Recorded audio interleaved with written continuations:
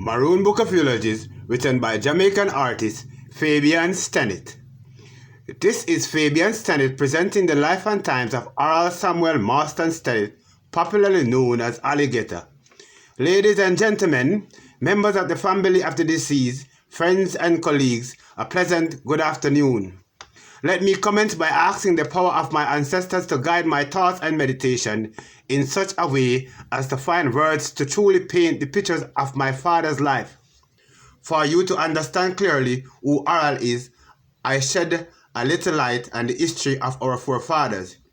At the end of the colonial slavery, my great-grandfather George Stennett, a stick fighter and a skillful bucker, the son of her Honorable Mother Stennett, who lived to 110 years old, wed her Honorable Fanny Allen Stennett. The union brought forth his Honorable Theodore Stennett, who lived for 90-something years.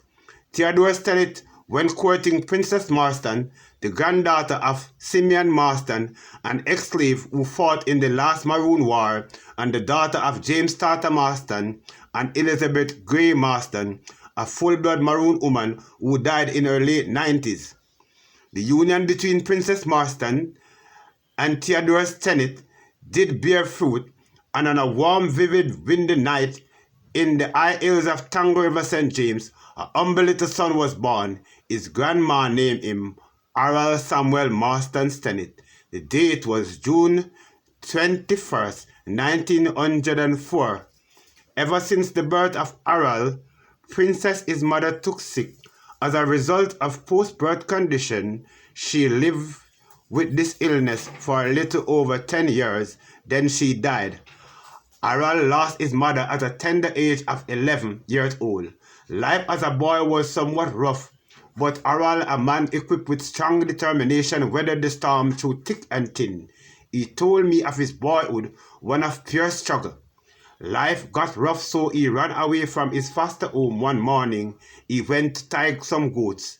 He was rescued by two good Samaritans who returned him safe and sound to his grandma. As a boy, great-grandma Malice nurtured Mas Harold, and in return, when Malice, got old, Harold, who by this time blossomed into a caring young man, took very good care of his grandma until she died. In 1935, he married his first wife, Minelle Polias, the daughter of Jane Jarrett Bayliss. The union bore fruit, namely the late Melvin Stennett, Stanford Samuel Stennett, a bus inspector who also has a certificate in electronics, Philbert Benjamin Stennett, who is a mason by trade, a successful farmer, and a butcher. Between 1944 and 1946, he traveled twice to North America as a pioneer farm worker. He spent 18 months between Houston, Maine, and Connecticut, then returned home to solidify his status. In 1957, Minelle Polias died. In the late 60s, Harold went courting Eulaline Fine Stennett, whom he wed on March 2, 1970. This second union bore David Fine's stepson, who was a member of the Jamaica Fire Brigade, Aldane Vivian Stennett, who holds a BSc in Chemical Engineering and a Master's degree in Business Administration. And yours truly, Wendell Fabian Stennett, who holds certificate in voice and speech for radio, television, and platform purposes, and also sound recording techniques. Harold, a farmer and a skillful bucker like his grandpa, was one of the most caring fathers that walked the face of this earth. Stanford, Phil, and David can give you chapter and verse as old Master Harold tan pan crooked and cut straight to make two ends meet. Aldane and I will always remember our high school days at Cornwall College. Our father toiled relentlessly to see us through school.